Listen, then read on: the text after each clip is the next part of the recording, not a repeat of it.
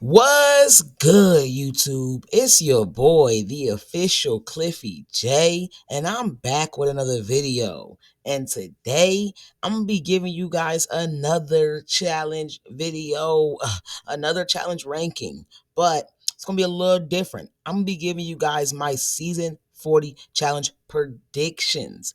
And the reason that I decided to do this as a tier list is mainly because I feel so similarly about a lot of different players' trajectory into this game. And I want to go through every player, talk a little bit about every player, and this is the fastest way to do it.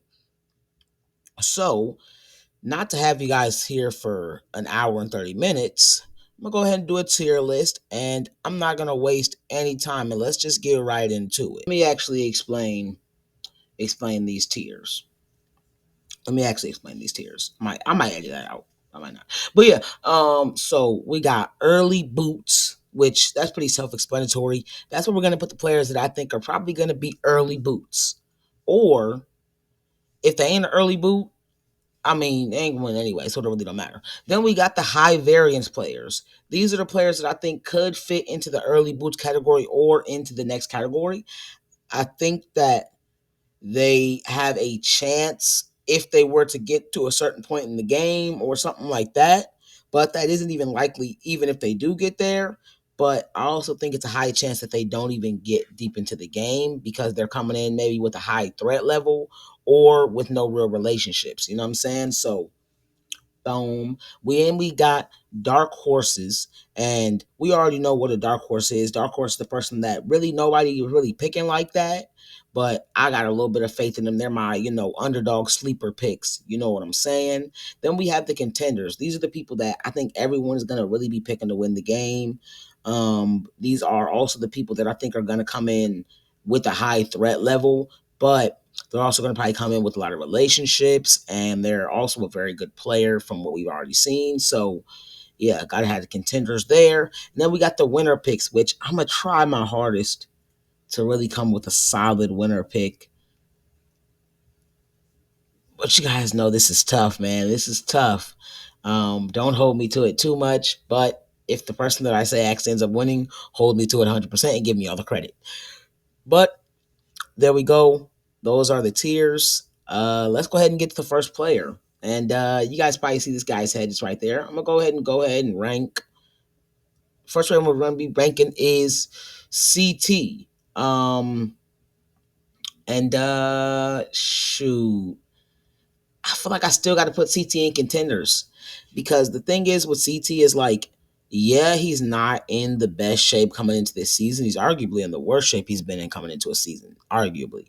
Right? But the thing is, if he's able to get in shape though, because he got like a month or two, or however long the season's be, it's 2 months or whatever to really get in shape. So if he's able to get into shape, and I ain't saying like he ain't got to be, tip top shape, but decently in shape is good enough for CT to be a real problem in a final, especially, when you take into account the fact that he is so well rounded. So gotta go ahead and put him in the contenders tier, but I really don't have much faith in Dad Bod CT anymore, guys.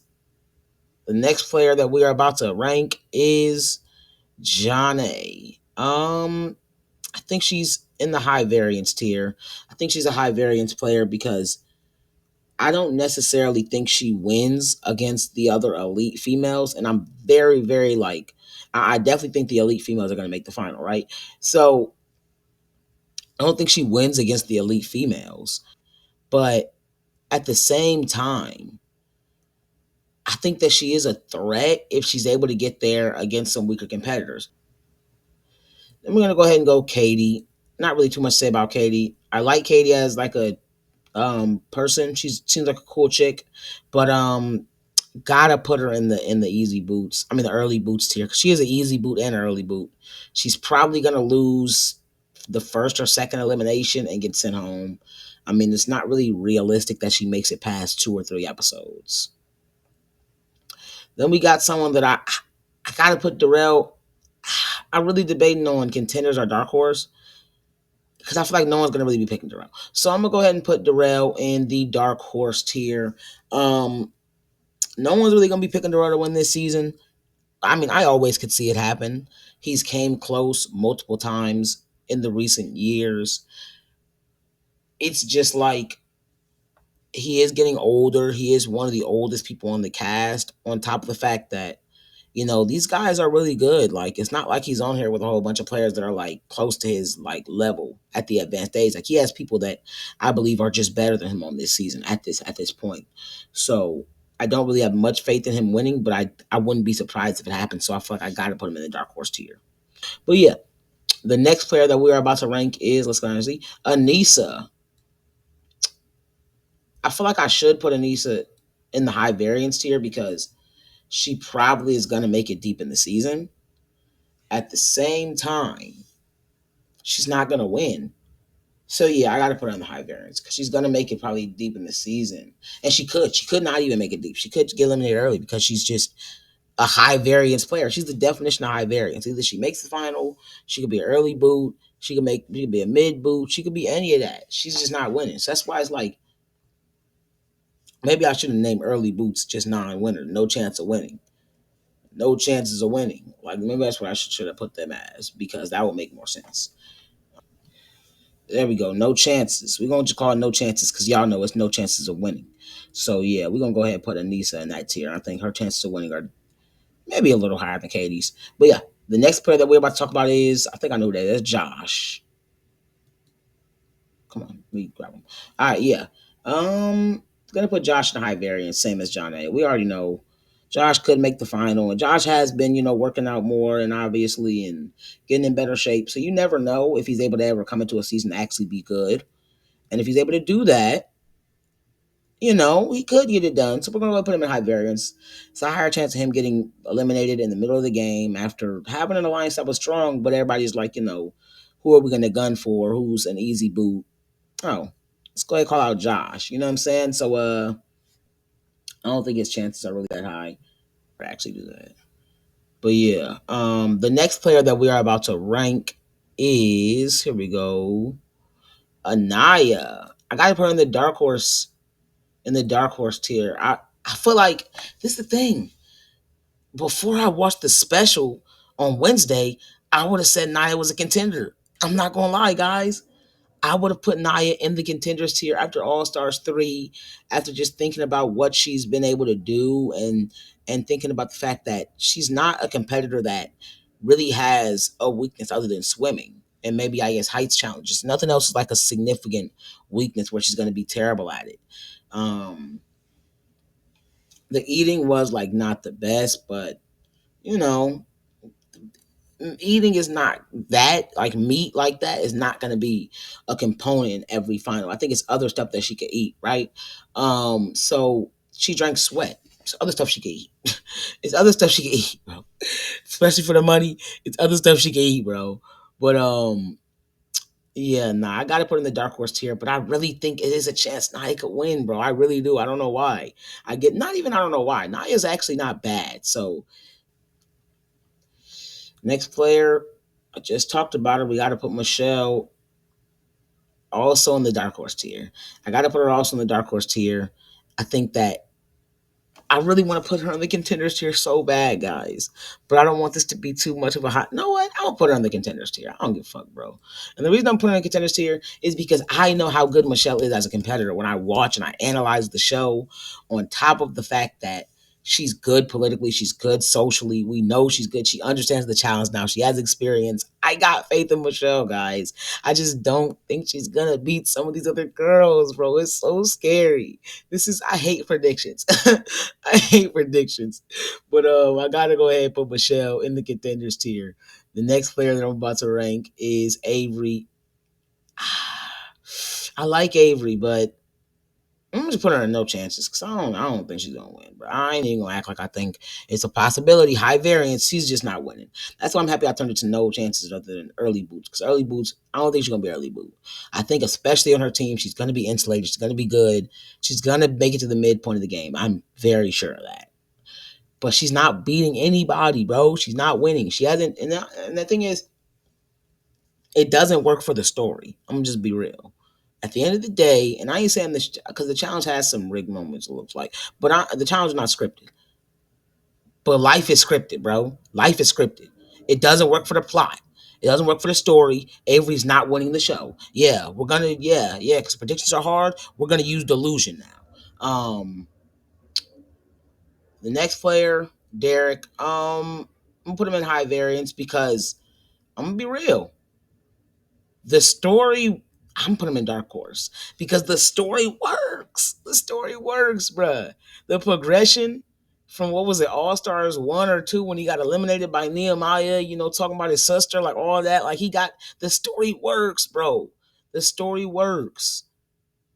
The story works. So I gotta put him in dark horse. And then obviously he's that level of a competitor, in my opinion. Not saying he's good enough to beat Darrell or any of these other guys that are gonna be higher than him. It's just the fact that he can slick over one certain challenge on these guys. Like he has a skill set that actually is worthy of beating certain elite competitors in certain challenges. So, you never know what the final is going to consist of, and he can get it done. And he's not terrible socially. It's just he has first boot. I gotta put him in high variance.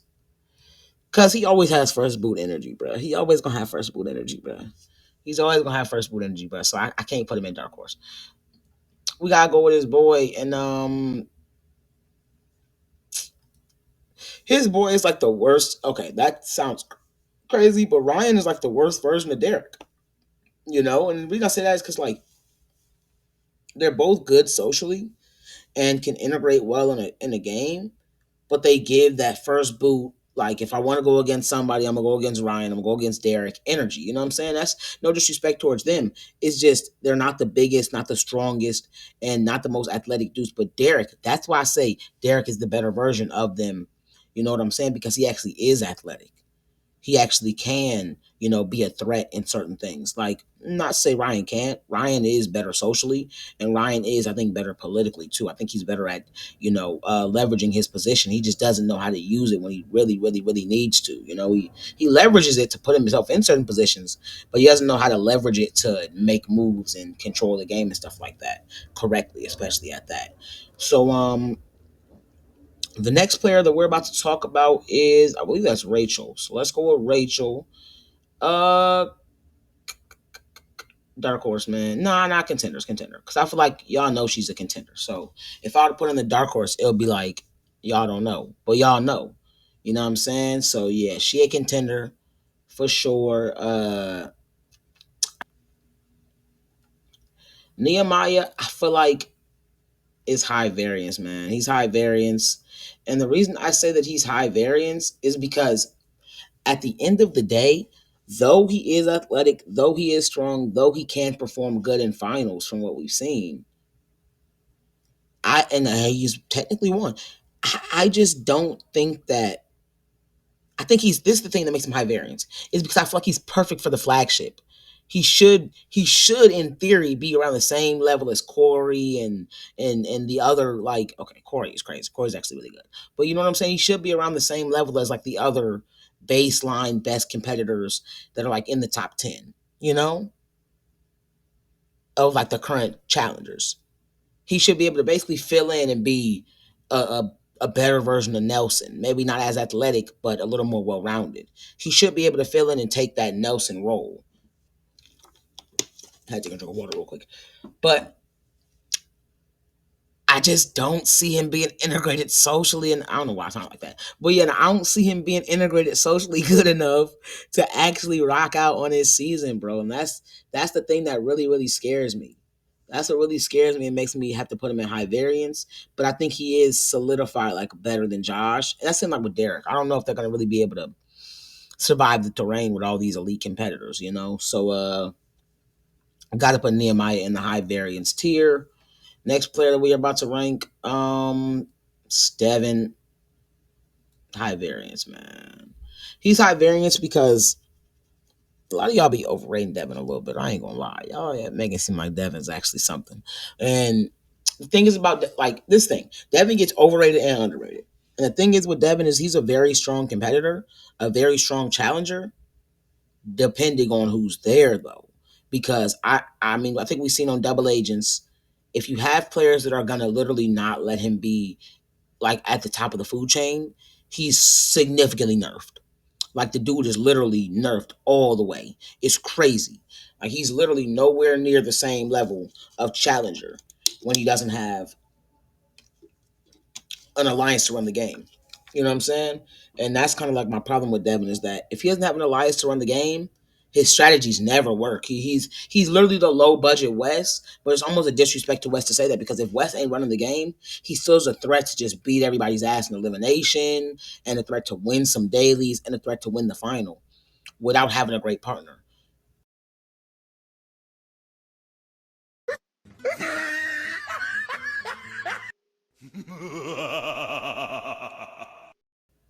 Without having a great partner and without having the other teams be significantly handicapped by having a very weak competitor on every team. And the only team that could have honestly probably gave you a real run for your money being, sent home by DQ because of injury. You know what I'm saying? It's like, and you guys were ganging up on them. So they really weren't going to have a shot anyway. So it's like, Devin is cheeks, bro. Y'all be giving Devin a little too much credit. Got to put Devin in the high variance tier. Because at the end of the day, if he gets to the final with a bunch of other high variance players, I'll say that. If he gets to the final with these other high variance players, he can beat them in the final because he's so smart. But if he's there with anybody that's actually elite, cooked, bad, cooked. And I don't even think he's gonna make the final because they're gonna say, who can we beat in elimination? Oh, Josh is gone. Oh, Derek is gone. Oh, Ryan is. You know what? They might even say, even with Ryan and Derek there, they might say, shoot, you can beat Devin and get him out of here and shut his big mouth too. So let's go ahead and whoop on Devin real quick. That's probably what's gonna happen. So no faith in Devin. He was able to fluke a win with Tori on one of the most handicapped easy wins in challenge history, and now people act like he's a top 20 male challenger sometimes, and people put him in the top 10 currently, and stuff that just all right.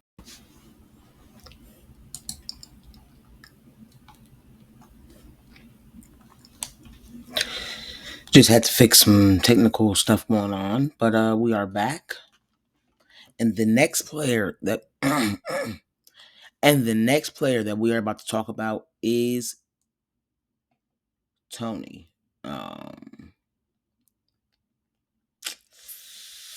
Put Tony right here because I think that I would consider Tony a high variance player, mainly just because of the fact that he does have a good enough skill set to do well on the show. He is a good swimmer. He is pretty strong. He has some type of athleticism, and he's been able to position himself politically on seasons before. But he is taking a couple of seasons off. I don't think that his relationships are going to be the same as maybe they should be, or maybe they were back in the day. On top of the fact that he is a clumsy dude and he's not that great, so I would have to consider him a high variance player because he can really go any way. He can make it far, or he can get sent home early. And the next player that we're about to talk about is Aviv. This is the thing. I honestly feel kind of confident in Aviv coming into this season. If she's the same player she was back in the day, I just personally think she's going to do really well, even from that one season we saw. But at the end of the day, she is the unknown, so I got to put her in high variance.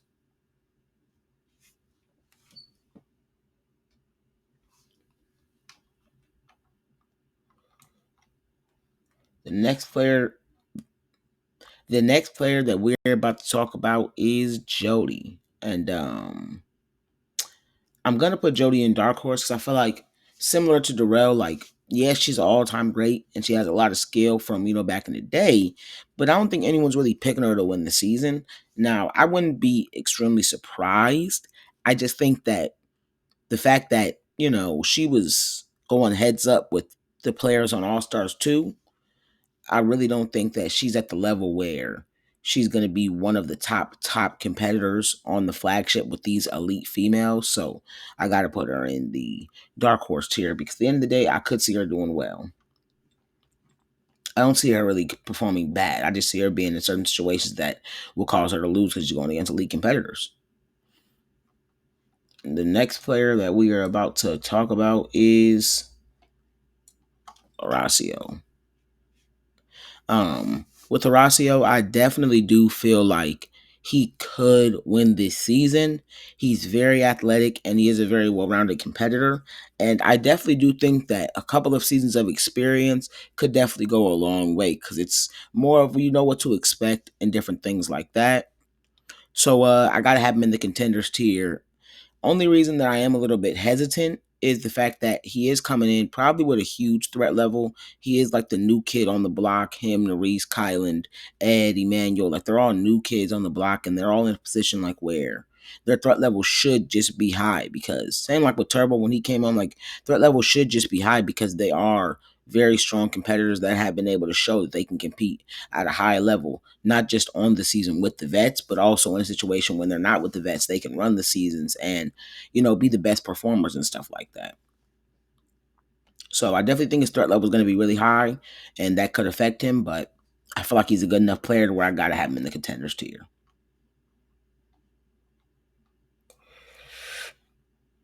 I feel really similarly about Paulie, obviously. Not really. I think that I'm going to put Paulie in the contenders tier out of respect because I know the level that he can compete at. We know he is one of the best daily challenge competitors of all time in challenge history. And just in general, he is one of the best players that we've seen, especially in modern history for the challenge. So, got to have him in the contenders tier. Though I do feel like if we're going based on his last performance, he did look really bad. He really did. He didn't look anything like the Paulie that we seen during the War of the Worlds era. So if he's coming back as that same guy from USA 2, I think he's more high variance or even no chance. But if he comes back as the guy that we know from the War of the Worlds era, I definitely think he is a contender to win this game. The next player we're going to talk about is someone that I got to put in the no chances tier. Put him. I'm not gonna put him here. I don't think Mark's winning, man. For one, I don't think he has the endurance to beat the other elite guys in a final. And then also, I don't think he has the motivation to go and stake out an entire full flagship season. They all wanted OGs, they wanted All Stars for a reason because they weren't gonna be coming doing the flagship. And though this is season 40, and I believe they will try the older players, I do think Mark is gonna be the case of someone that is not motivated to be on the flagship. So I don't think he'll go hard if he goes into an elimination like he does on All Stars. The next player that I'm about to talk about is Tori Deal, and got to put her in the contenders tier. I think we all know her level. She is one of the best female challengers in the challenge history. I have a lot of faith in Tori coming into this season. I don't know if she can beat the other top tier girls in a final, but at the end of the day, I truly believe she has the highest chance of making the final of any player on this cast, except for maybe one.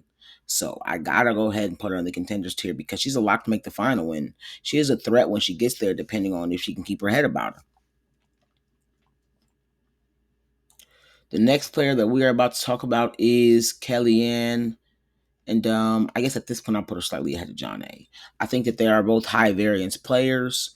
I think that in the physical elimination, she's probably getting washed by most of the physical girls on this season.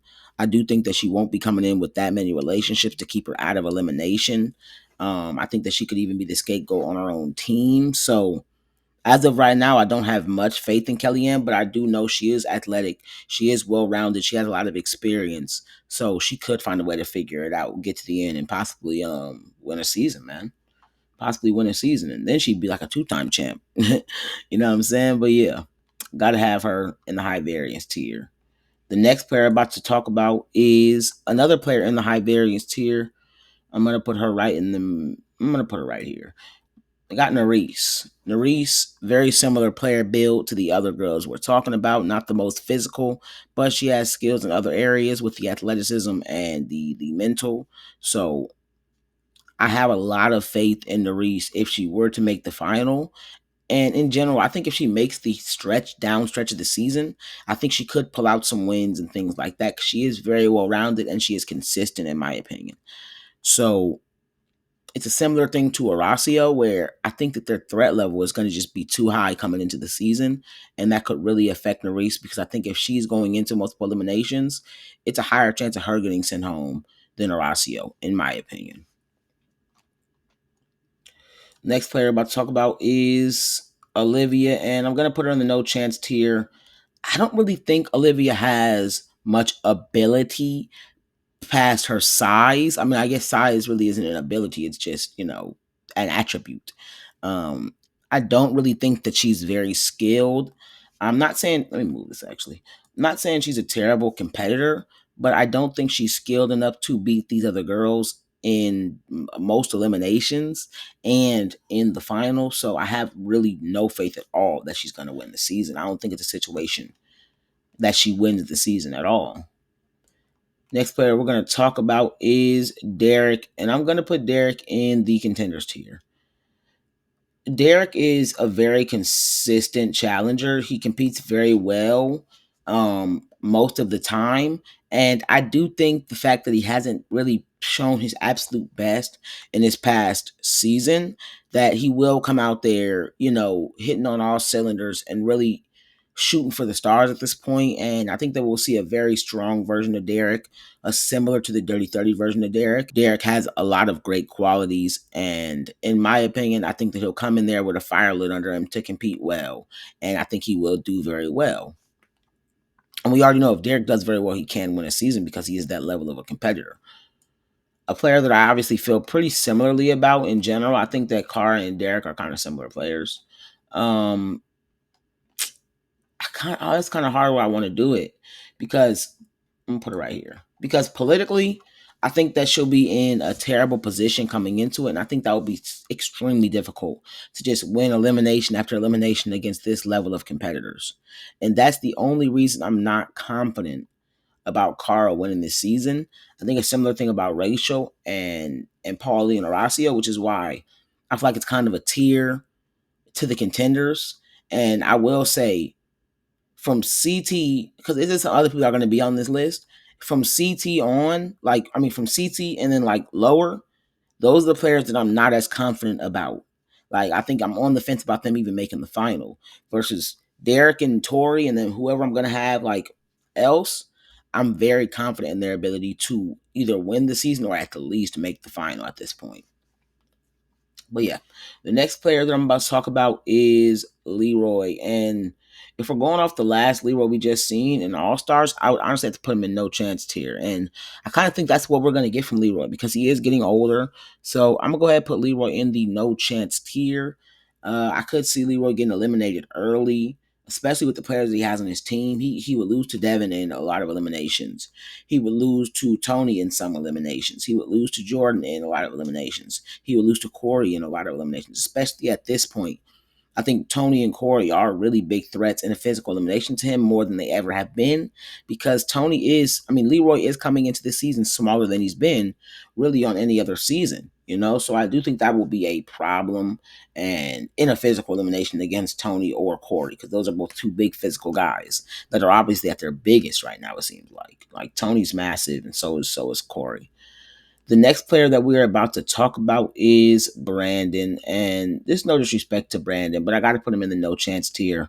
A lot of people think he's a strong competitor, but he's really not. He hasn't really ever beat anybody that was really that good, so I can't really put him too highly on this list.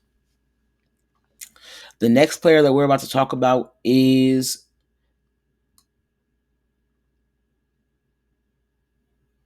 I think I'm going to save the conversation about certain players for later. Let's talk about Tina. I've got to put Tina in the no chance tier. I'll put her right here. I don't really think she has the skills to win the season. And not just the fact that I don't think she has the skills to win the season.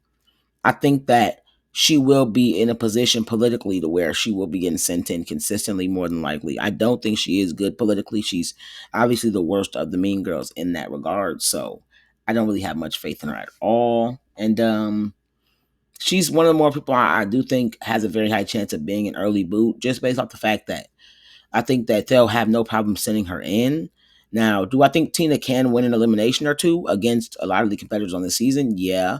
I think Tina's also the type of person that has enough experience and then is like just good enough to fluke a win versus someone elite. So we could see.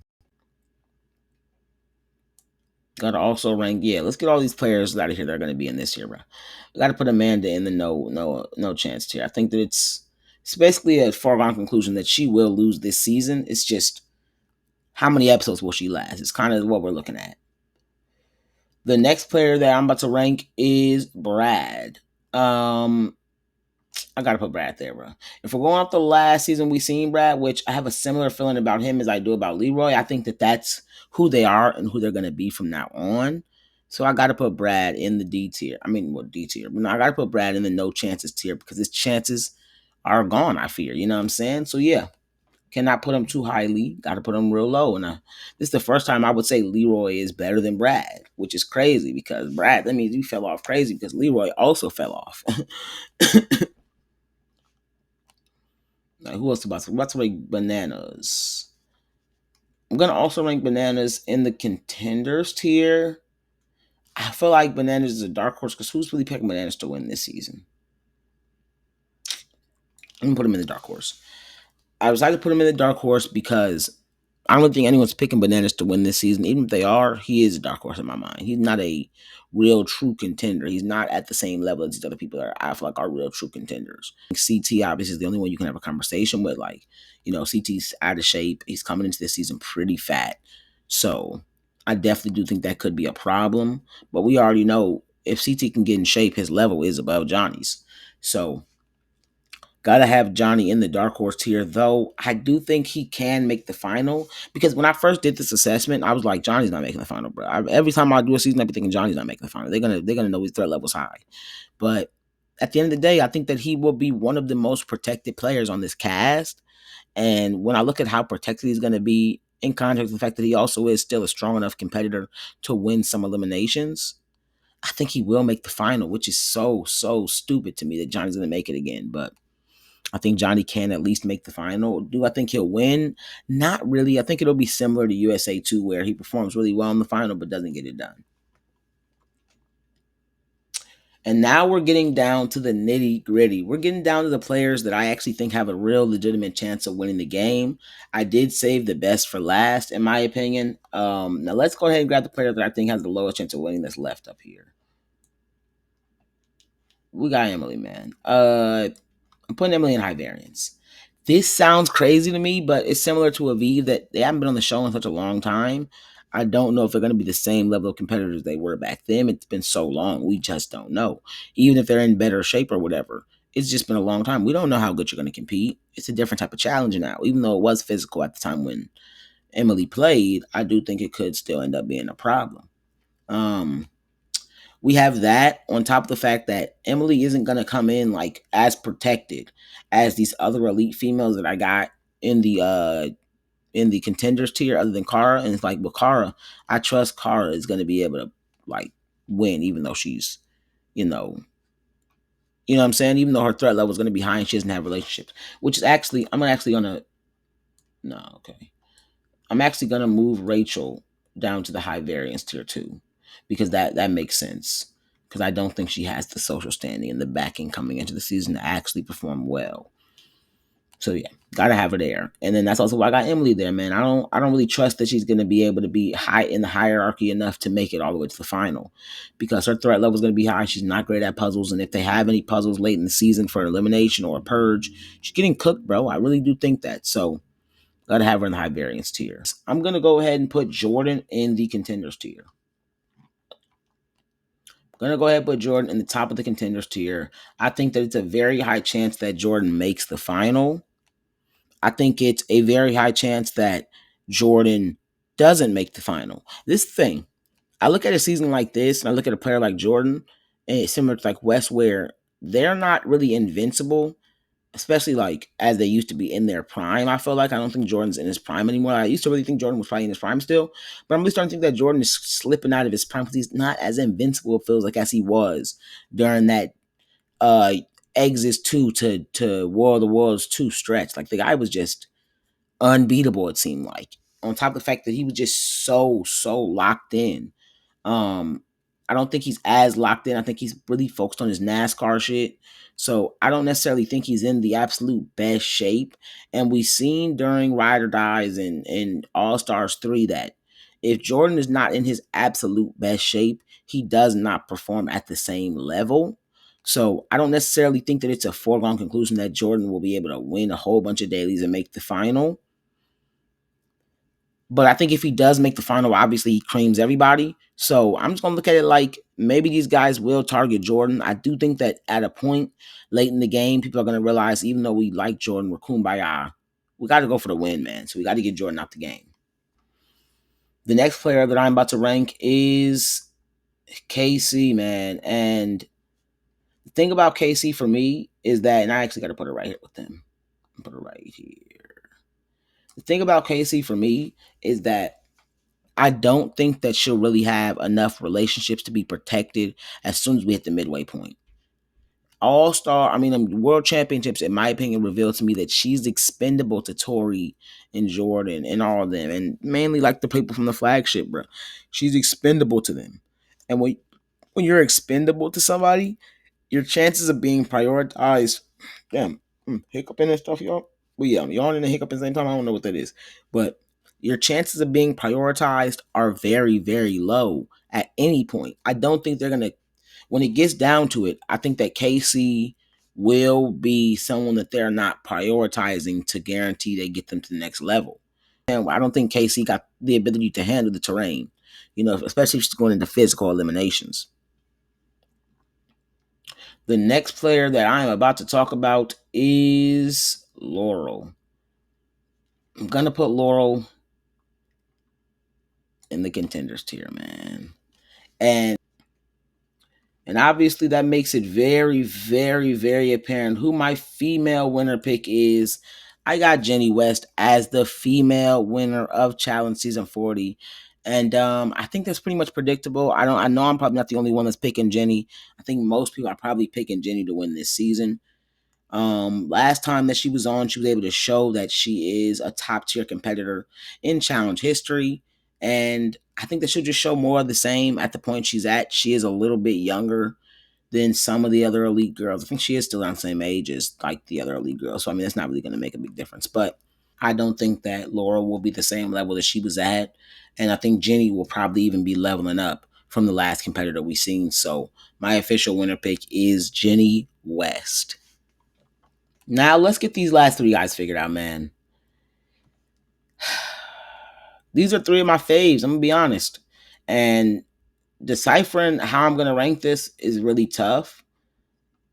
If I'm just looking at all time how I would rank them, I mean, nah, I ain't gonna do that to y'all right now. I'm gonna go ahead and put Kyland in the contenders tier, man. Oh shoot. I'm gonna go ahead and put Kyland in the contenders tier. I'm gonna go ahead and put Kylan in the contenders. Yeah, I'm gonna put him in the contenders tier. I'm gonna put Kylan in the contenders tier right below Jordan, right above Derek. And that's mainly because I have a lot of faith in Kylan coming into this season. I think that he will have a high ass threat level, but as we've seen, he's able to beat vets. So I do think he can pull out an elimination win or two or three. But I also am higher on Kylan than Horacio because I think Horacio's threat level will be higher because he isn't a power couple. And I think that also Kylan has done a little bit better work socially outside of the game to build a little bit more relationships with more players, and I think that he'll be more protected based on that. Now, do I have faith in Kylan winning the season? Yes, I actually do. I think that anybody from Derek, anybody from Laurel on is someone that I legitimately have faith in winning the season, and I probably would honestly bank on them making the final. Now to make my official male winner pick, I'm just going to drag up the male that I believe is going to win, and I'll put the other one in the contenders tier because that'll make sense. With Theo, I think that he is an elite competitor. He's shown that. And then he also is very physical now. He started to get much bigger, much bulkier. And I really do think that that will aid him in a lot of dailies and a lot of eliminations. So I think that we could even see an advanced version of Theo because I don't think Theo was bad on World Championships. So I think we could be even seeing an advanced version of Theo. And then we have Corey, someone that has steadily improved. Since Total Madness, he's steadily improved again and again and again. Since Postagate, the guy became a significantly better player every season, in my opinion, except for maybe you could say SLA. So I feel like I gotta go ahead and make my winner pick. Dun, dun, dun, dun, Corey. This is crazy. And I have a little more faith in Jenny winning than Corey, so I gotta put Corey behind Jenny. But as of right now, I think that Corey will be the male winner of the challenge. This is subject to change. I could change my opinion. Now, if I'm saying if I'm wrong, I'm wrong. But I do believe that Corey will figure out how to get a win this season. He's gotten so close in the past, time and time, and he is that level. It's not that he's has so many weaknesses to where he can't get it done. Like, it's little things. It'd be one thing that make him not win the season, bro. So I definitely do think that Corey, as long as he just improves a little more this season, this is his season to win. All right, then. That is the end of today's video. Make sure you guys like, comment, and subscribe. And when you guys go in there to comment, y'all go ahead and y'all let me know what you guys think of this prediction / ranking video going into the season. And you guys let me know who your official winner pick is. Please refrain from putting spoilers in the comments, man. I want to watch it unspoiled. I know my fans also want to watch it unspoiled. And stay tuned for new videos every couple weeks. That's what I will say right now. And make sure you subscribe to the Game Show Maniacs YouTube channel. I will also throw that into the link in the description. And peace.